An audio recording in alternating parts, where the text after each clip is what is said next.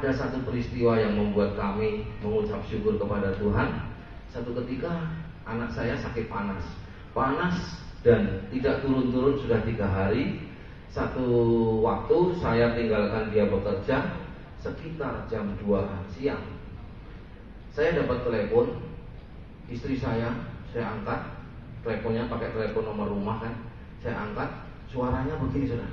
Wah, wah, wah. Kok kayak angsa ya, wah, wah, wah, wah gitu kan, artinya apa saya nggak tahu. Kemudian teleponnya nggak bisa saya ajak ngomong, saya matikan. Saya telepon balik, anak saya yang nomor 2 yang angkat. Papa, oh, ngapain papa gitu kan? Saya nggak ngerti artinya. Saya matikan lagi. Telepon yang ketiga, anak saya angkat lagi. Saya bilang, mama mana? Ada apa? Kenapa kalian nangis semua? Istri saya cuma bilang, Han, anak saya yang paling kecil gitu. Han. Waduh, secara manusia, logika, pikiran saya sudah kalut, saudara.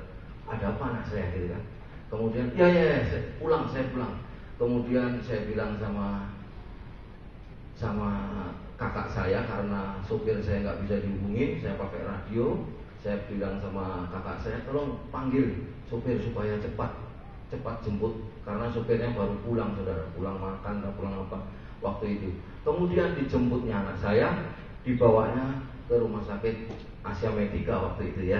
Tetapi saudaraku, ternyata yang terjadi adalah anak saya di dalam gendongan istri saya, napasnya berhenti, saudara.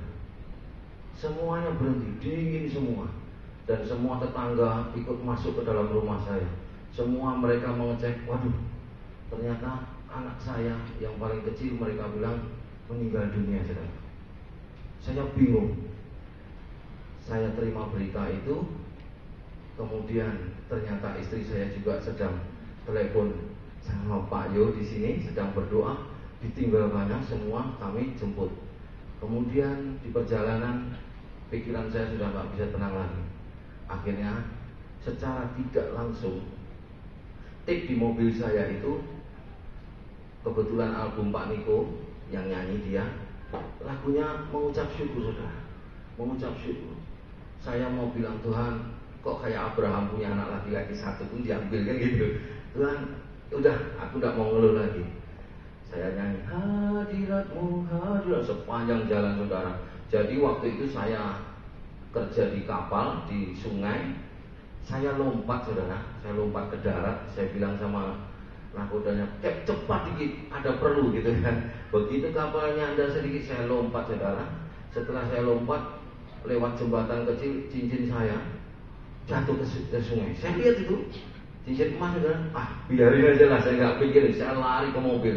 Jarak mobil itu ada kalau 100 meter lebih. Nggak ada pikiran lain selain cepat naik mobil, cepat pulang. Kemudian saya kendarai mobil, nggak ada yang nggak bisa saya selip, saudara. Saya hajar gas full gitu kan. Terus di perjalanan istri saya mulai tenang. Dia telepon saya, dia menuju ke Asia Medika. Kemudian saya jemput di Asia Medika. Ternyata, saudara, ketika kita mengucap syukur, ketika di dalam mobil saya mengucap syukur, ketika di rumah istri saya berdoa, dia peluk si anak saya yang paling kecil ini, diambil minyak urapan, dikasihnya minyak urapan banyak-banyak, saudara.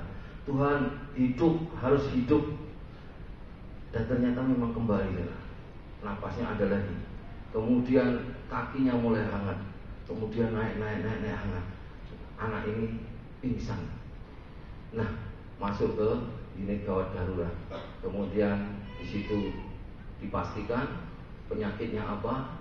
Ternyata tidak ada penyakitnya, saudara. Jadi nginap 2 hari. Tetapi yang saya mau tekankan pada malam hari ini, ketika kita menghadapi semua masalah, jangan pernah mengeluh, tetapi bawalah dengan ucapan syukur. Ayatnya di Filipi, saudara. Kalau saudara baca di kitab Filipi pasal yang keempat ayat yang ke-6, di sini dikatakan, janganlah hendaknya kamu khawatir tentang apapun juga, tetapi nyatakanlah dalam segala hal keinginanmu kepada Allah dalam doa dan permohonan dengan ucapan syukur, saudara. Di dalam ucapan syukur ada kuasa, sehingga ayat ke-7, damai sejahtera Allah yang melampaui akal kita, segala akal manusia, itu akan memelihara hati kita dan pikiran kita dalam Tuhan Yesus Kristus. Amin.